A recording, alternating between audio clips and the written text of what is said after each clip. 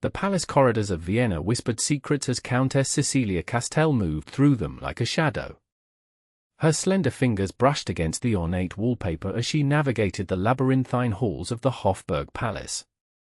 She had perfected the art of becoming invisible, a necessary skill for a lady-in-waiting to the Archduchess, especially one with neither wealth nor prominent family connections to protect her. Spring 1897 had arrived in Austria-Hungary with unusual warmth, and the palace windows stood open to welcome the breeze that carried the scent of lilacs from the imperial gardens. Cecilia paused to adjust her modest grey dress, smoothing wrinkles that weren't there, a habit born of perpetual anxiety about her appearance. The other ladies-in-waiting came from noble families with ancient names and fortunes to match. Cecilia, however, had only her deceased father's reputation as a respected scholar and her mother's distant relation to a minor Hungarian noble to recommend her. Empress Elizabeth had taken pity on the orphan girl and secured her this position 4 years ago, when Cecilia was merely 17. Now, at 21, she had learned the complex choreography of court life, when to speak, when to remain silent, when to lower her eyes, and when it was safe to observe. And she had been observing Count Alexander Kovacs for months. The Hungarian diplomat had arrived in Vienna last autumn, part of a delegation meant to ease tensions between the dual monarchies. Tall and broad-shouldered, with serious eyes that crinkled slightly at the corners when he smiled, Alexander stood apart from the frivolous courtiers who populated palace life. His dark hair was always neatly trimmed, his clothing impeccable but never ostentatious. Unlike the Austrian nobles who treated the Hungarians with barely concealed condescension, he carried himself with quiet dignity. Cecilia had first noticed him in the imperial library. While most courtiers used the magnificent room as a backdrop for flirtations, Alexander could be found there at odd hours, genuinely engrossed in dusty tomes of history and philosophy. Cecilia, who had inherited her father's love of literature, found herself inventing reasons to visit the library whenever she could be spared from her duties. They had never properly spoken. A greeting here, a polite nod there, the rigid stratification of court society prevented more. Yet she had committed to memory the cadence of his voice, the way he absently touched his signet ring when deep in thought, how he always selected a specific chair by the eastern window where the morning light illuminated his reading. Lost in these thoughts, Cecilia nearly collided with Baron Newman, the Emperor's privy secretary, as she rounded a corner. "Do mind where you're going, girl," he snapped, his thin lips curling with disdain. "My sincere apologies, Baron," Cecilia murmured, dropping into a curtsy. The Baron gave her a dismissive look before continuing on his way, muttering something about charity cases that she pretended not to hear. Such encounters were common enough. Cecilia had developed a protective shell against slights both subtle and overt. She straightened her shoulders and continued toward the Archduchess's chambers, where she would assist with correspondence until luncheon. "There you are, Cecilia," said the Archduchess Sophia when she entered the sunlit sitting room. "I was beginning to wonder if you'd gotten lost in one of your daydreams again." "Never while on duty, Your Imperial Highness," Cecilia replied with a smile, though they both knew it wasn't entirely true. The Archduchess, a woman of 40 with kind eyes and an increasing disillusionment with court politics, gestured to the writing desk. 26 responses to the charity ball invitations, and the Baroness von Schomburg has sent another 4-page letter about her son's diplomatic ambitions. I'll need your assistance deciphering her abominable handwriting. Cecilia settled at the desk, arranging stationery and ink. This was comfortable territory, the organization of social affairs, the careful navigation of court relationships through the medium of correspondence. Here, at least, her education and attention to detail made her valuable. As she worked, her mind drifted again to Alexander. She had overheard that his diplomatic mission had been extended for another 6 months. 6 more months of glimpsing him across crowded ballrooms, of watching him in the library, of imagining conversations that would never happen. The Archduchess's voice broke into her thoughts. "You're blushing, Cecilia. Has some young count finally caught your eye?" Cecilia's fingers fumbled with the letter she was folding. "No, Your Highness. I was merely thinking of the warm weather." The older woman laughed softly. "In April? Come now, I've known you too long for such transparent deflections. Who is he?" Hesitating, Cecilia kept her eyes on the desk. The Archduchess had always shown her kindness, but court gossip was a dangerous currency. "There is no he, Your Highness. At least, none who would notice someone like me." The Archduchess studied her thoughtfully. "You underestimate yourself, my dear. But I won't press you further, for now." They returned to their work, but Sophia's observation had unsettled Cecilia. Was her infatuation so obvious? She resolved to guard her expressions more carefully, especially around those less kindly disposed toward her than the Archduchess. That evening, as the imperial household prepared for a musicale in the small gallery, Cecilia helped the Archduchess select jewelry appropriate for the semi-formal occasion. "The pearl and diamond brooch, I think," Sophia decided. "And Cecilia, you shall attend tonight as a guest rather than waiting on me." Cecilia looked up in surprise. "Your Highness?" "Lady Esterhazy has fallen ill, leaving an empty seat. It would be a shame to waste it." The Archduchess waved away Cecilia's stammered objections. "Wear your blue dress, the one with the silver embroidery. It suits your coloring." The blue dress was Cecilia's finest, a gift from the Empress on her 20th birthday. She had worn it only twice before, hoarding it like a treasure for truly special occasions.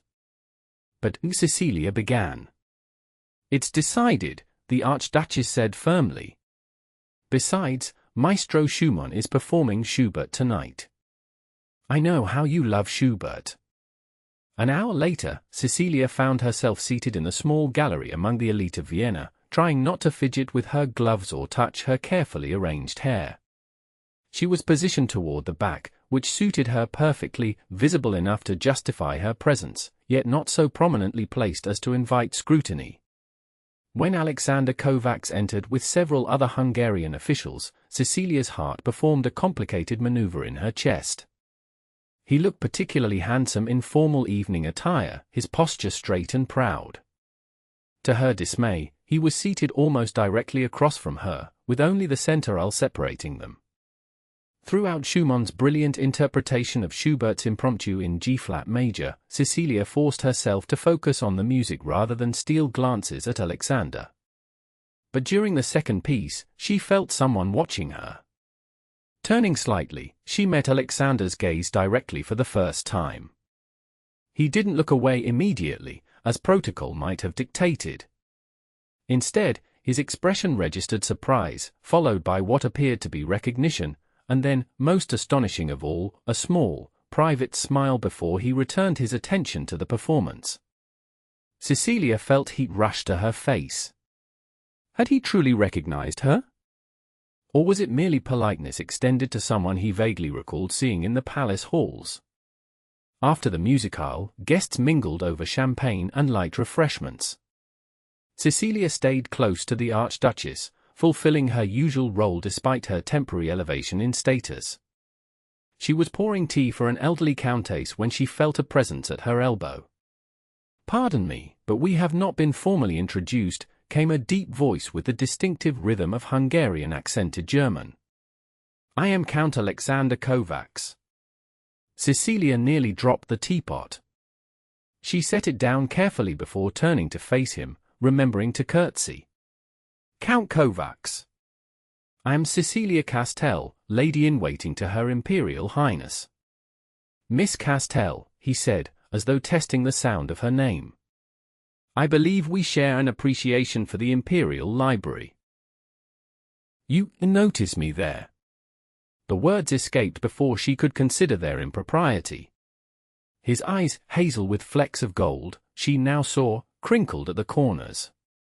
It would be difficult not to notice someone who reads Goethe's Faust with such absorption that she fails to hear the dinner bell. Cecilia felt mortified. "That happened only once," she said, then bit her lip. She was admitting to having observed him as well. Alexander's smile deepened. Once is memorable enough. Especially when the young lady in question nearly collided with Baron Newman in her haste to depart. "You seem to have been paying rather close attention, Count," said the Archduchess, who had approached without either of them noticing. Her tone was light, but her eyes were evaluating. Alexander bowed deeply. "Your Imperial Highness. I hope I haven't overstepped in introducing myself to Miss Castell." "Not at all. Cecilia's literary interests are well known to her friends." The Archduchess gave Cecilia a meaningful glance. "Though I'm surprised you recognized her tonight. She's usually much more subdued in appearance." "Some people shine regardless of their setting, Your Highness," Alexander replied with unexpected warmth. The Archduchess raised an eyebrow. "Indeed. Well, Count Kovacs, since you and Cecilia share scholarly interests, perhaps you would find value in visiting our botanical archives. They contain some fascinating Hungarian specimens, I believe. Cecilia could show you tomorrow afternoon, if her duties permit." Before Cecilia could process what was happening, the Archduchess had effectively arranged a chaperoned but private meeting, then drifted away to speak with other guests. Alexander looked as surprised as Cecilia felt. "Is Her Highness always so decisive?" "Yes," Cecilia managed. "Though I'm not sure why she's taken this particular interest. Perhaps she recognizes a fellow bookworm when she sees one," he suggested, his expression both amused and thoughtful. "Would tomorrow at 3 o'clock be convenient? I wouldn't wish to interfere with your duties." 3 o'clock would be suitable," Cecilia replied, striving for composure despite the riot of emotions beneath her calm exterior. As they parted, Alexander bowed over her hand. "Until tomorrow, Miss Castell." Cecilia barely slept that night, alternating between elation and anxiety. By morning, anxiety had gained the upper hand. What could she possibly have to offer someone like Count Kovacs? He was educated at the finest universities, had traveled throughout Europe, and moved in diplomatic circles far above her station. Their conversation would reveal her limitations, and whatever interest he had shown would evaporate like morning mist. The Archduchess, noting Cecilia's distraction, finally pulled her aside after lunch. "My dear, you look positively haunted. Are you ill?" "No, Your Highness, just concerned about this afternoon." Sophia's expression softened. "Ah. Count Kovacs. I don't understand why you arranged it," Cecilia confessed. "He is a diplomat and a nobleman.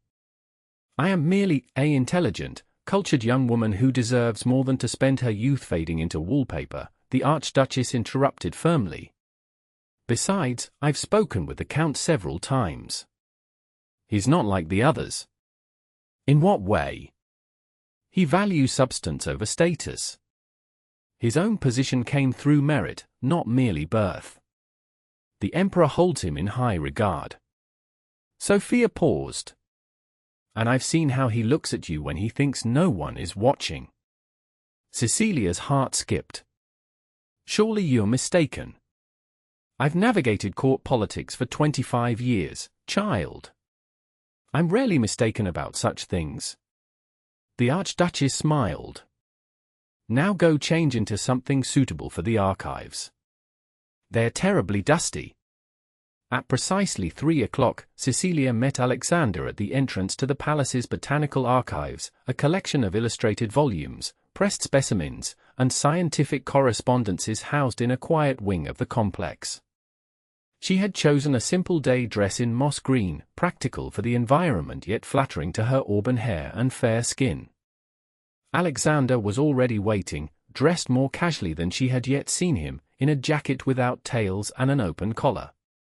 He smiled when he saw her, his expression warming in a way that made her previous anxiety seem foolish. "Miss Castell. Thank you for agreeing to be my guide.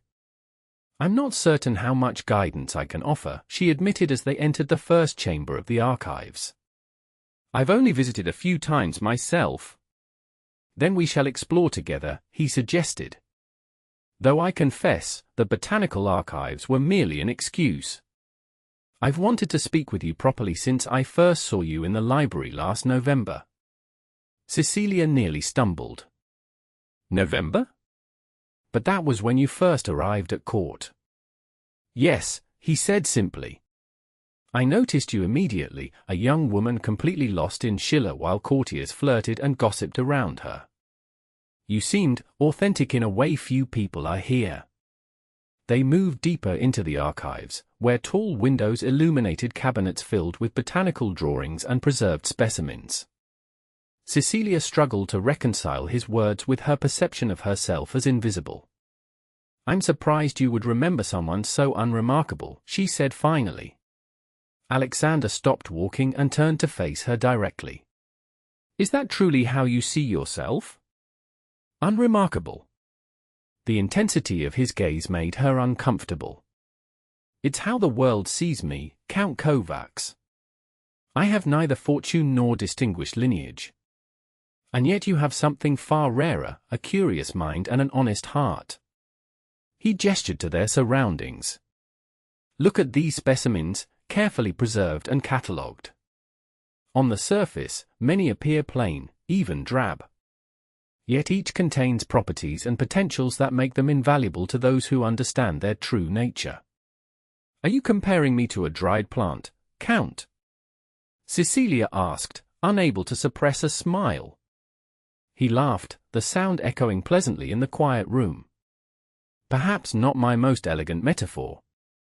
What I mean to say is that value isn't always visible to the casual observer. Their conversation flowed more easily after that moment of honesty. They discovered shared interests beyond literature, a fascination with natural history, an appreciation for Chopin, a preference for autumn over spring. Alexander spoke of his childhood in Budapest, where his father, a professor of jurisprudence, had encouraged his intellectual pursuits even as political unrest shaped their world. And your family? He asked as they examined a collection of Hungarian wildflowers preserved between glass plates. Both gone now, Cecilia replied. My father was an academic, he taught ancient languages at the university in Graz. My mother came from minor Hungarian nobility, though her family disowned her when she married beneath her station.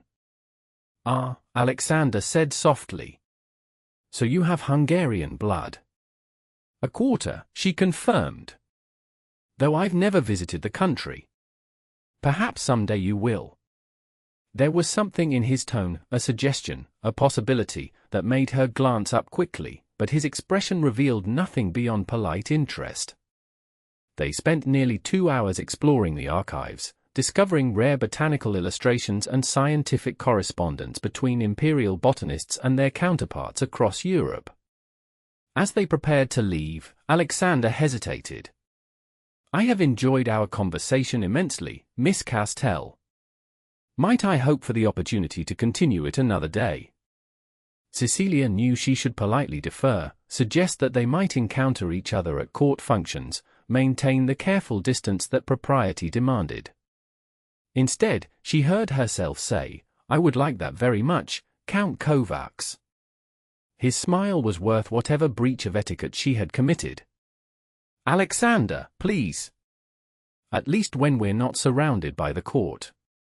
Alexander, she repeated, feeling a strange thrill at the informal address. Then you must call me Cecilia. As they parted in the main corridor, he took her hand briefly. Until next time, Cecilia. She watched him walk away, his tall figure straight and confident, and wondered if she had imagined the entire afternoon. But 3 days later, a page delivered a small package to her quarters. Inside was a slim volume of Hungarian poetry in German translation, with a simple note, for our next discussion. A. Over the following weeks, their meetings continued, always in public spaces yet somehow intimate. The palace gardens, the portrait gallery, the imperial conservatory, each became a sanctuary where they could speak freely, shielded by the pretense of cultural exchange. They were careful to maintain propriety, always in view of others yet rarely overheard. Alexander's diplomatic duties frequently took him away from the palace, sometimes for days at a time. During these absences, Cecilia found herself returning to their conversation spots, recalling his observations, imagining what he might say about a particular painting or plant. After one such absence, longer than usual, she received another package. This time it contained a leather journal with blank pages and a note, for thoughts too precious to leave unwritten. That night, Cecilia began to write, not a diary of daily events, but reflections, observations, fragments of poetry that came to her in quiet moments.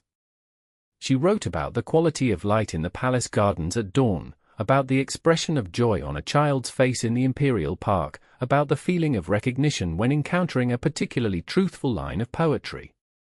And, increasingly, she wrote about Alexander. Not directly, she would never risk committing his name to paper, but in careful allusions and veiled references that would mean nothing to anyone else. Her feelings, too complex and fragile for spoken words, flowed more easily through her pen. What had begun as a record of thoughts became a kind of letter, words she could never say aloud but needed to express. She wrote about seeing nobility in quiet dignity rather than titles, about the rare joy of being truly understood, about yearning for a world where hearts could speak directly to one another without the interference of rank and protocol. The journal became her confidant, the repository of an affection she dared not name even to herself. She never intended for Alexander to see these private reflections. The writing itself was the release, the comfort, the one space where she could be entirely honest. June arrived, bringing with it the height of the social season. Balls, garden parties, and official functions filled the court calendar, leaving Cecilia little time for either writing or private conversations with Alexander. They exchanged glances across crowded rooms, shared brief greetings in passing, but meaningful interaction proved impossible. At a garden reception celebrating the Emperor's name day, Cecilia was helping the Archduchess receive guests when Alexander arrived with the Hungarian delegation. As he bowed over Sophia's hand, Cecilia could feel his awareness of her, standing slightly behind her mistress. "Count Kovacs," the Archduchess said warmly. "We've missed your contributions to our literary discussions these past weeks. Your Highness is too kind." "Diplomatic obligations have kept me fully occupied," he replied, his eyes briefly meeting Cecilia's. "Though I have continued my personal studies with material recommended by Miss Castell." Sophia glanced between them, a small smile playing at her lips. "Indeed? How fortunate that Cecilia's literary taste extends beyond the usual romantic novels favored by young ladies." "Most fortunate," Alexander agreed, his formal tone belied by the warmth in his eyes. Later, as musicians played and couples promenaded through the gardens, Cecilia found a moment of respite near the rose trellises. The Archduchess was deep in conversation with a Russian Grand Duchess, requiring no immediate attention. "Beautiful evening," came Alexander's voice from behind her. Cecilia turned, her heart quickening. "It is. Though rather warm for June. May I?" He gestured to the bench beside her. She nodded, smoothing her pale yellow gown as he sat at a respectable distance. "I've missed our conversations," he said quietly, his gaze on the milling courtiers rather than on her. "As have I," she admitted. "Your diplomatic duties keep you very busy." "Too busy," he agreed. "Though they may soon lead to a significant change."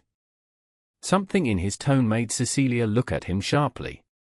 "What sort of change?" Alexander hesitated, choosing his words carefully. "I've been offered a position in Budapest.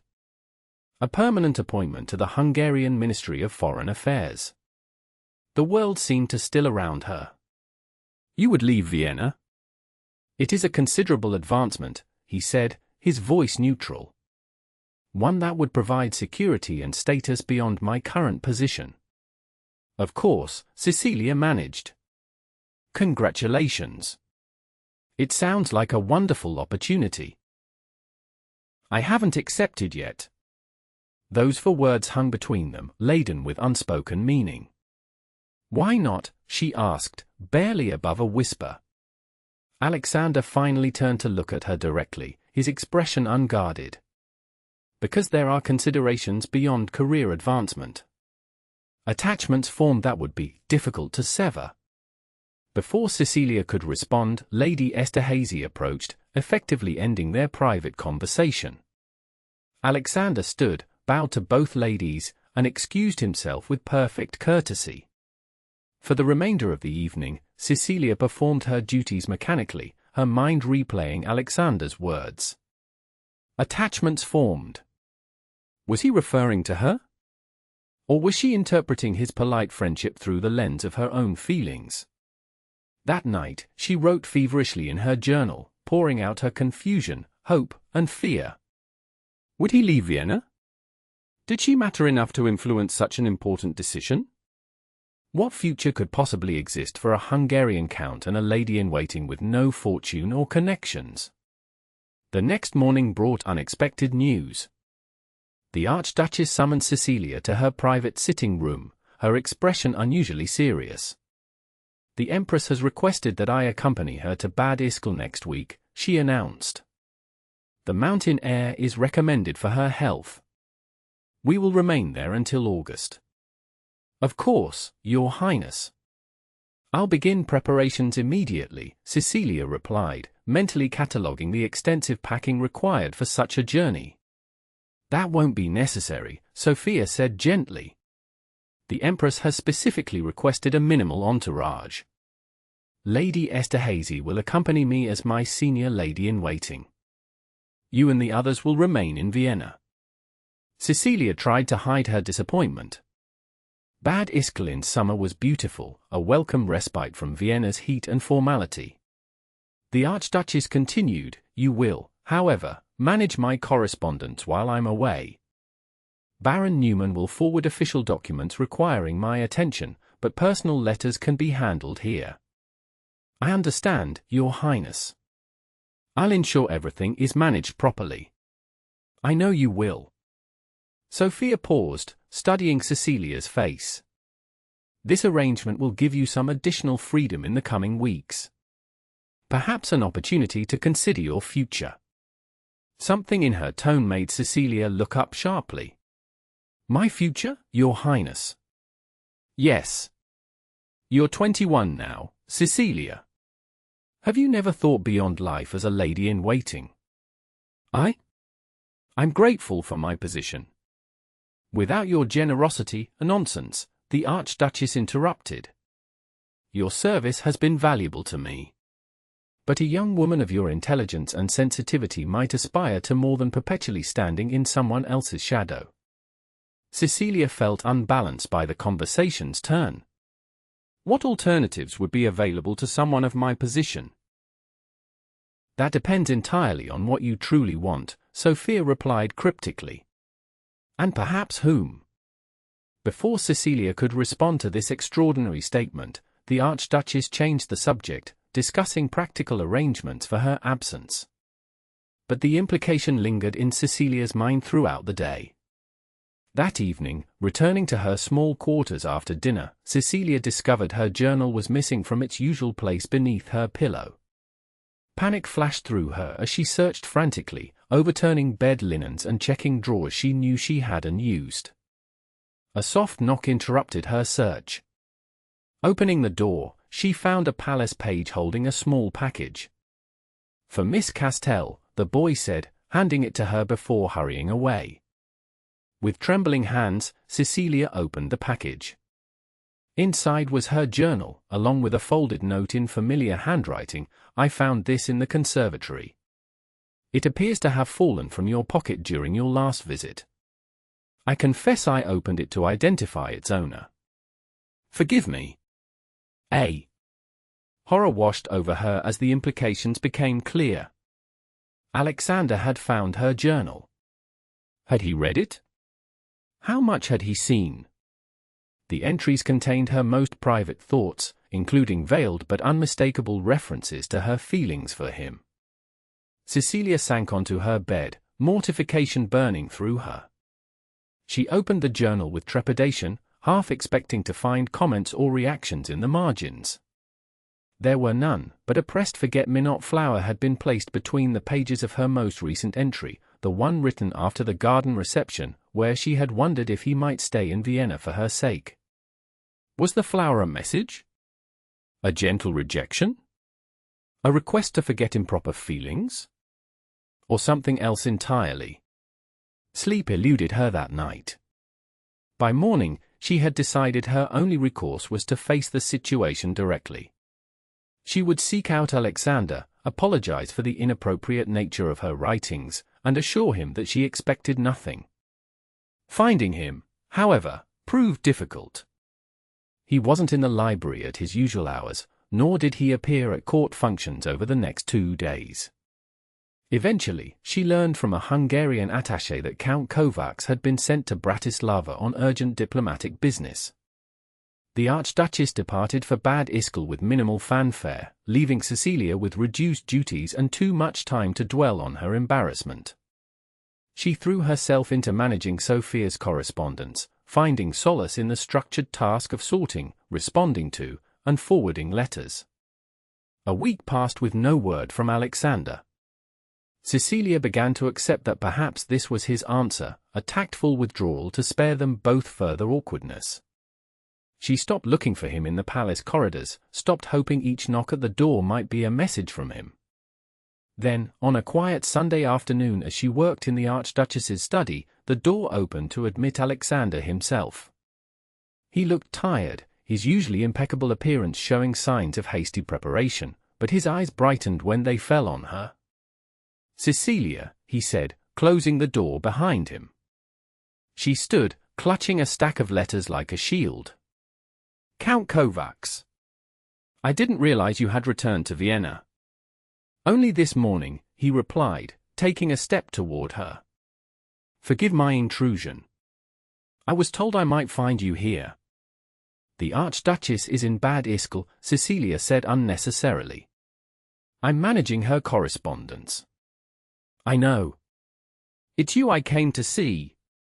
Cecilia set down the letters, steadying herself against the desk. "If this is about my journal, I must apologize. Those writings were private reflections, never intended." "I read only enough to identify the owner," Alexander interrupted gently. "When I realized it was yours, I should have closed it immediately. But I saw my name, and I continued reading." Cecilia closed her eyes briefly, humiliation washing over her anew. "Then you know." "I know that you've expressed in writing what I've felt since November but lacked the courage to say." He moved closer, close enough that she could see the earnestness in his expression. "Cecilia, your words weren't an embarrassment. They were a gift." She looked up at him, uncertain she had heard correctly. "A gift?" "The most precious kind." He took her hand, his touch warm and steady. "You wrote of seeing beyond titles to the person beneath. Of finding meaning in quiet conversations rather than grand declarations. Of wishing for a world where hearts could speak directly." "You memorized it," she whispered, astonished. "Some passages, yes. They expressed what I felt but couldn't articulate." His thumb traced gentle circles on her palm. "I've been in Bratislava not only for diplomatic business, but to speak with my family. To make arrangements." "Arrangements?" "For a future I barely dared imagine until I read your words." Alexander's voice was low, intimate. "I've declined the position in Budapest." Cecilia's breath caught. "But your career will continue here in Vienna, where I've been offered a permanent diplomatic post." His eyes held hers. "Where you are." "Alexander, I have nothing to offer. No dowry, no connections of value, you have yourself," he said simply. "Your mind, your heart, your quiet courage. I've watched you navigate a court that often treats you as invisible, maintaining your dignity and kindness. I've seen your intelligence, your appreciation for beauty, your resilience. He reached into his pocket and withdrew a small box. I should court you properly, over months, with formal permission and chaperone visits. But I fear if I wait, circumstance or duty will separate us. Opening the box, he revealed a ring, not an ostentatious diamond, but a delicate band of gold set with a small sapphire surrounded by tiny pearls. This belonged to my grandmother, he explained. Like you, she married across boundaries of class and expectation. Their love lasted 50 years. Cecilia stared at the ring, then at Alexander's face, scarcely believing what was happening. Are you asking? I'm asking if you might consider a future with me, he said. Not as a lady-in-waiting, but as my wife. My partner. My equal in all things that truly matter. Tears blurred her vision. People will talk. They'll say you married beneath you. Let them talk, Alexander said firmly. We know the truth, that I'm the fortunate one, to have found someone who sees me clearly and loves what she sees. I do, Cecilia whispered. I have from the beginning. As have I, he replied, his voice rough with emotion.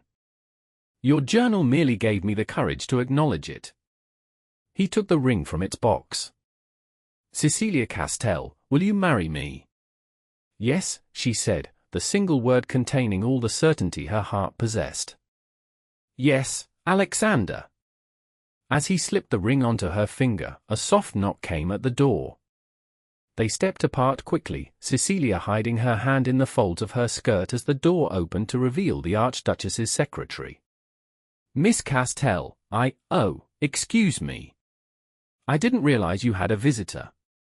Count Kovacs was just consulting me about a Hungarian translation, Cecilia improvised, her cheeks flushed. The secretary looked skeptical but nodded. Very well. When you're finished, Her Imperial Highness has sent specific instructions regarding her correspondence that require your immediate attention. After he departed, Alexander took Cecilia's hand again, smiling at the ring now adorning it. I should let you attend to your duties. But perhaps we might continue our translation discussion over dinner? I've taken the liberty of speaking with the Archduchess's steward. You seem very confident of my answer, Cecilia observed, though she couldn't suppress her own smile. Not confident, he corrected. Hopeful. There's a difference. As he moved to leave, Cecilia suddenly remembered something. The forget-me-not in my journal. Was that your message to me? Alexander paused at the door, his expression softening. It was. In the language of flowers, forget-me-nots mean true love and memories, Cecilia finished. I know. His smile deepened. Of course you do. Until dinner, then, my literary scholar. After he had gone, Cecilia looked down at the ring glinting on her finger, a tangible symbol of a future she had only dared imagine in the private pages of her journal. Words written without expectation of being read had somehow found their way to the one person who needed to read them. Her silent love letters, never meant to be sent, had delivered her heart to its destination after all.